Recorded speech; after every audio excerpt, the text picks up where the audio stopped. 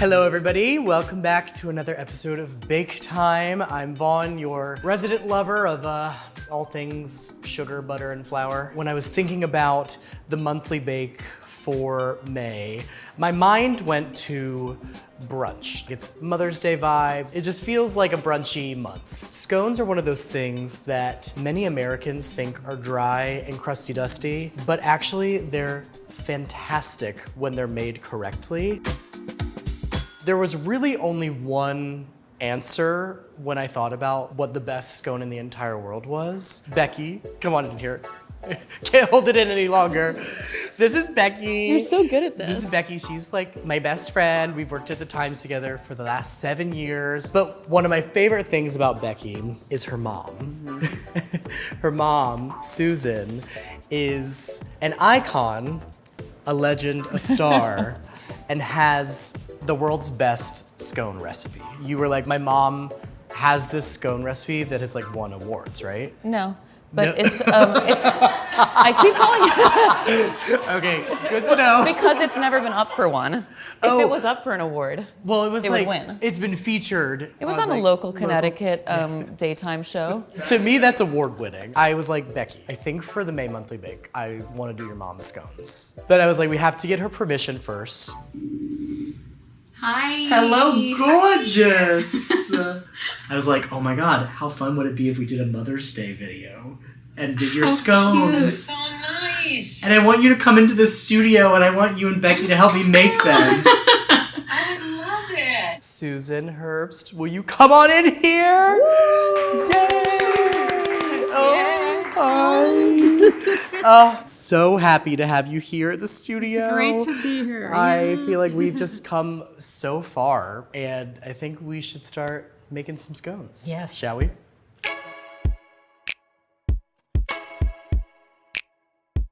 When you were thinking about the recipe, where did you start? Where did this all begin? Where this all began in the 90s when you guys were little, my kids were little. We lived outside of Chicago in Evanston. There's a place, bakery, it's still there, called Great Harvest Bakery.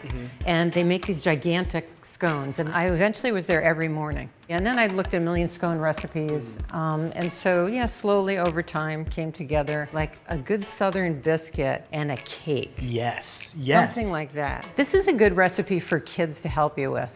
I think, you know, when you say tactile, you guys Like were me, not your like, kid. yeah, you guys were not a huge help.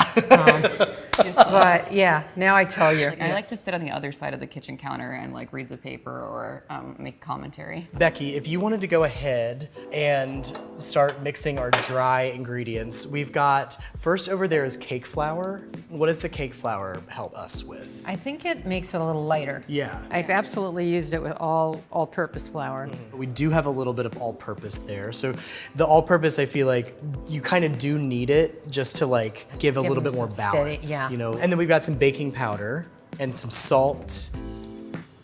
Sugar is actually a wet ingredient, but here it's going in with the dry because of how you're mixing all these dry things together and then cutting the butter into it. I did it.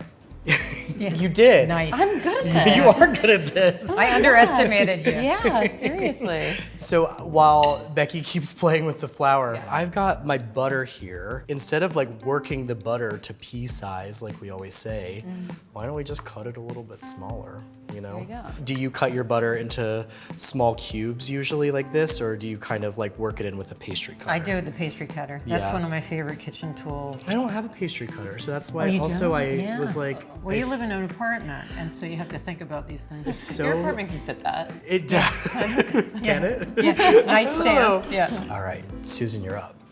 We're gonna have you start to work in the butter here. Awesome.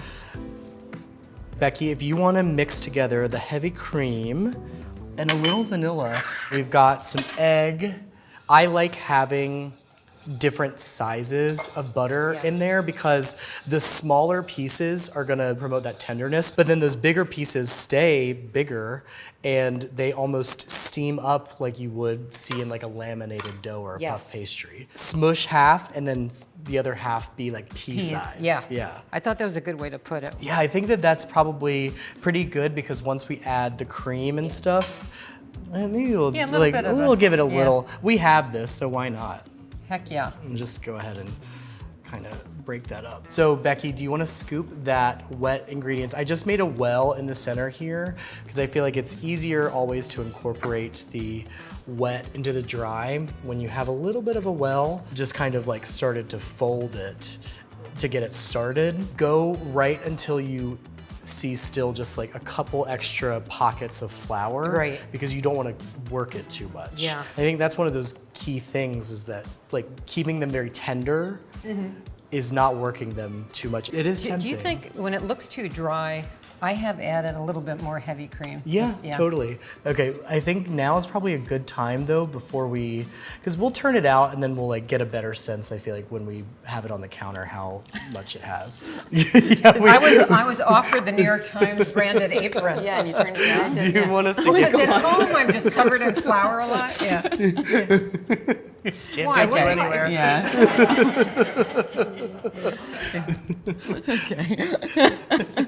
Now you can get your hands in it. Get Yeah. the hands in there. So it's okay if there's a lot of, I mean, it is really similar to a lot of biscuit recipes in terms of, don't over mix. It's okay to see a lot of flour in there. Well, that looks gorgeous. Yeah, that I looks think it's gorgeous. good. Okay, Susan, you want to do the honors and flip her out? How do you mean? Oh, just Oh, like onto flip the her. bowl. Yeah. I thought it was some technical Oh, video no. term. But it's like, here we sorry. go. Okay, yeah. Oh my God, it looks so good. Yeah, it does Yeah. look really good. It's a nice dough. Here, now this is the size of each scone. I said they were. I said they were big, and I was not fooling around. This part, we're making them. Actually, I got this from you because I was going freestyle more in the past. But you made it into a rectangle, and then you're going to cut it into 6 pieces.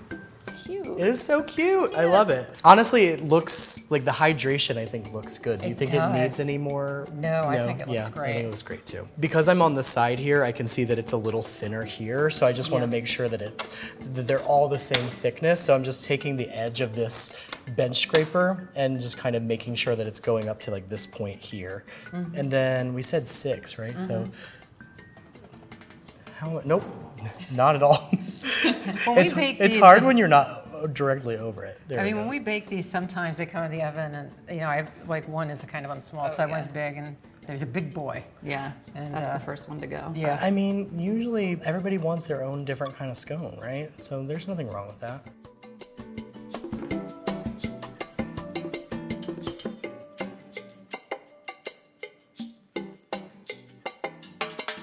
Why don't we each take 2 and then start to form them? Do you want to do that? This is a time when people overwork too. Yeah, I think so. It's like really just patting it. Any like loose, dry bits, I feel like you can kind of just work into there, but you're really just making it a little bit more moundy. See, this is why I'm not a baker, because I'd be looking at this and freaking out like I did something wrong, because it's not like completely holding together. Like there's still flour bits. You kind of just But have that's to right. Pat it Yeah, up. like trust the process. But no cookie cutter needed, no, Can I stick this on here? a glass. People are like Oh, trying to yeah. make them perfectly round and all. It's just not worth it. Well, you could That s- looks terrible. It does. Why did I? How did Becky, you mess that one I up? don't know. Look at ours. Personally, like ours, not Becky's. Team Susan and Vaughn. Yeah, this is like a before and after ad. This Like, is actually an intervention. yeah, that's right. Yeah, I'm getting dogged by everyone here. It's time to. You'll see some like floury bits on the bottom. That's like not a huge deal because Yeah. that stuff also hydrates. You in will the not see any refrigerator. flour when these are done. Oh, this is hefty. I think that, yeah, just making sure that they're all like relatively the same thickness, no matter how they look. We'll be able to tell Becky's from the other ones regardless.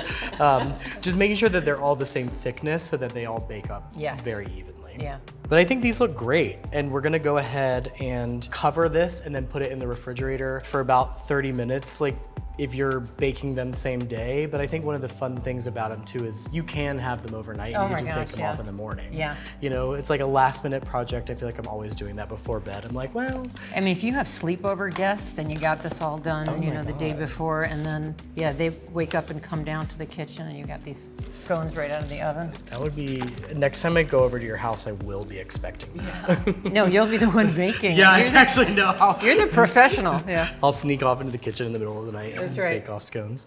We're gonna put these in the Yes. fridge. We'll just let them hang out for about 30 while we clean and Mm-hmm. gab, and then we bake them off and then we'll eat them. Yum. Wow.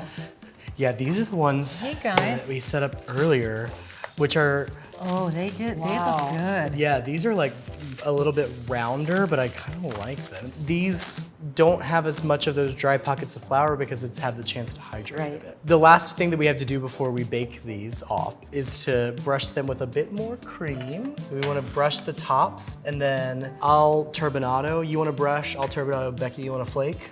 I think my mom should be the flaky. Your mom flake? Okay. That's her superpower. The cream here is to help the crunchy bits on the top stick, but it also gives it a little bit more browning. I've only really ever had your recipe with chocolate chips, but do you do different mix-ins? I have. I mean, I'm a big chocolate person, so it's the most common one I make. But I have made them with fresh fruit, frozen fruit, berries, raspberries, nuts. I've gone all completely nuts. Like toasted pecans, stuff like that. This scone base is like the do-it-all scone base. You can do the chocolate chip version, which is fabulous, but then go wild with your Right, yeah, imagination. absolutely, You know? yeah. Okay, so I think we're ready to bake these. I'm actually like, my stomach is growling. These go 375, so it's a little bit of a higher temperature, but not too much, for like about 25-ish minutes, right? Yeah. I need you around all the time. Okay, let's bake these so we can have some scones. Yes.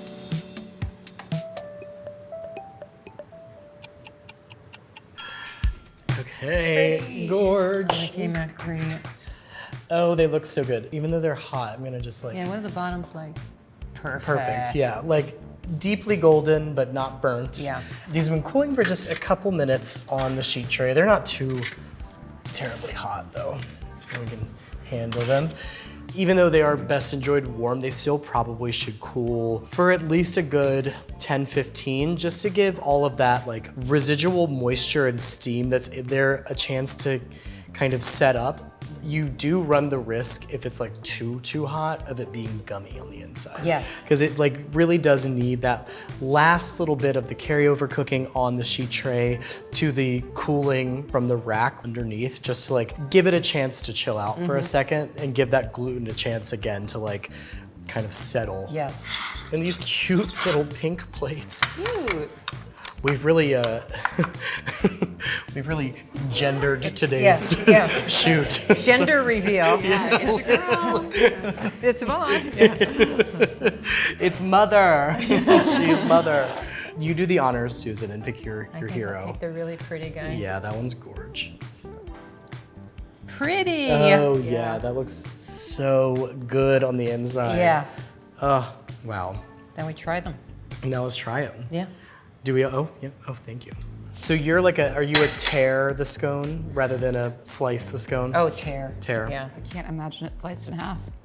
Unimaginable. Ah. They're all good. Good batch. So good. These are so freaking good. It's kind of crazy. It's hard to describe because bready's just not the right word. If a cake and a biscuit got together. Did you ever bake these for your mom for Mother's Day? Wouldn't dream of it.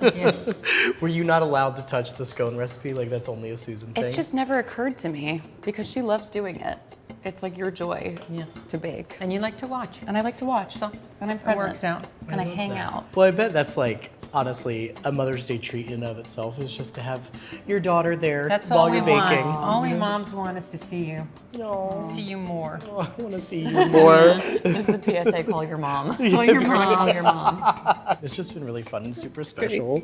And I love you both. And thank you love for you more. giving me your mom, It's my pleasure. You can have for her. introducing me to your mom and her scones. I feel like people are really going to make the hell out of these, and I'm excited to see everybody's versions and their mix-ins. And if you do bake them, please send us a photo to baketime@nytimes.com, tag us on Instagram, and we will maybe pick our favorite from the batch and send you a little something something. So, if that's not incentive enough, I don't know what is. It was really cool to see everybody who made the carrot cake butter mochi. I loved seeing the different designs and variations and hearing your stories about actually what you made it for, your different celebrations, not just holidays, but get-togethers, park picnics. It really was a good first signs of spring It's a good gathering dessert. And I think this will be a good like brunch time staple. Make it for Mother's Day. Make them for yourself, honestly. These are like just fabulous to just treat yourself to something delicious. You can find Susan's wonderful, amazing scone recipe, honestly the best scones in the world in my opinion, at NYT Cooking. You can find it in my newsletter, Baketime. If you sign up for the newsletter, you get the recipe actually for free. Go sign up, go download the New York Times Cooking app, and just go call your mom. Call your mom. That's all we want. Or your maternal figure, Yeah. you know. That was a good one. Oh, thanks. Good sign off.